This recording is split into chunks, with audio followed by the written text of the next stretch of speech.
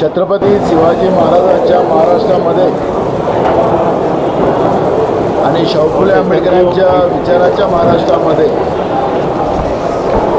ज्या पद्धतीनं शाळेतल्या मुलीसुद्धा सुखरूप नाही, कॉलेजच्याही मुली त्या ठिकाणी असुरक्षित आहे, महाराष्ट्राच्या महिला असुरक्षित आहे आणि त्या दृष्टिकोनातून मुलींना वाचवा, महिलांना वाचवा आणि महाराष्ट्राला वाचवा अशा स्लोगनच्या माध्यमातून प्रत्येक कॉलेज आणि शाळा, ज्युनियर कॉलेजमध्ये, सिनियर कॉलेज आणि ज्युनियर कॉलेजमध्ये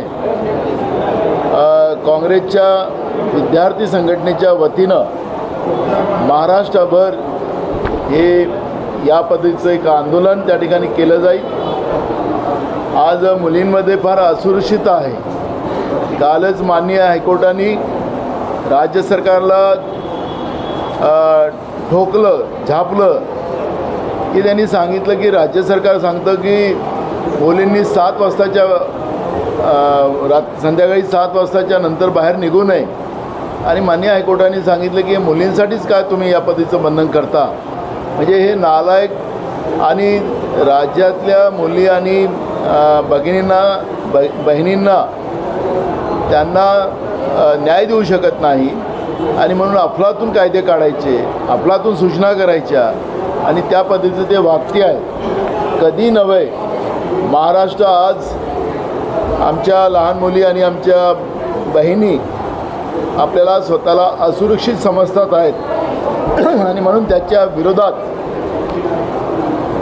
महाराष्ट्र काँग्रेस विद्यार्थी संघटना, त्याला NUC आम्ही म्हणतो, त्याच्या वतीनं हे आंदोलन केलं जाईल आणि या पद्धतीचं प्रत्येक कॉलेजला हे कॉलेजच्या भिंतीवर आणि जनजागृतीच्या दृष्टिकोनातले हे फलकं लावले जातील आणि त्यासाठी आपणही माझ्या महाराष्ट्रातल्या लहान मुलींना आणि माझ्या बहिणींना आपल्याही माध्यमातून आश्वस्त करा की काँग्रेस त्यांच्या पाठीशी आहे। तुमच्या केसालाही धक्का आम्ही लागू देणार नाही, त्यांना सगळ्यांना संरक्षण देण्याची हमी ही काँग्रेस पक्षाची राहणार आहे। या पद्धतीचा संदेश आम्ही या माध्यमातून देतो आहे।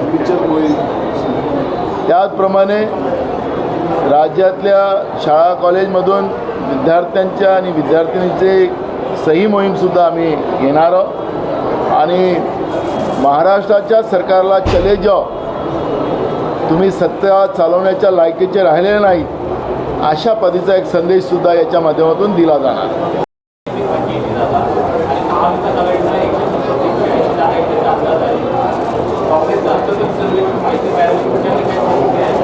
आम्हाला असं वाटतं की आता जो माध्यमाच्या माध्यमातून जो सर्वे येतो आहे त्याच्या पलीकडे आमचे सर्वे आहे, पण निवडणुका जाहीर झाल्यानंतर त्या पद्धतीचं आम्ही आपल्यासमोर सगळा विषय मांडू। सरकारने तातडीनं निवडणुका लावण्याची भूमिका, कारण की सरकार घाबरलेलं आहे आणि घाबरलेल्या अवस्थेमध्ये सरकार जे नरेंद्र मोदी लाल किल्ल्यातून सांगायचे 1 नेशन 1 इलेक्शन, ते देशामध्ये 4 राज्यामध्ये निवडणुका असताना मुद्दामून घाबरून महाराष्ट्राची निवडणूक त्याच्यामध्ये त्यांनी वगळली। महाराष्ट्रामध्ये देशामध्ये 2च राज्यातल्या निवडणुका घेतल्यात, त्यामुळे घाबरलेलं सरकार आहे।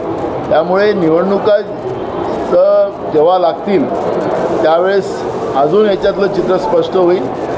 जो आकडा आता माध्यमातून येतो आहे त्याच्या पलीकडचा आकडा आपल्याला महाराष्ट्रामध्ये पाहायला मिळणार। थँक्यू।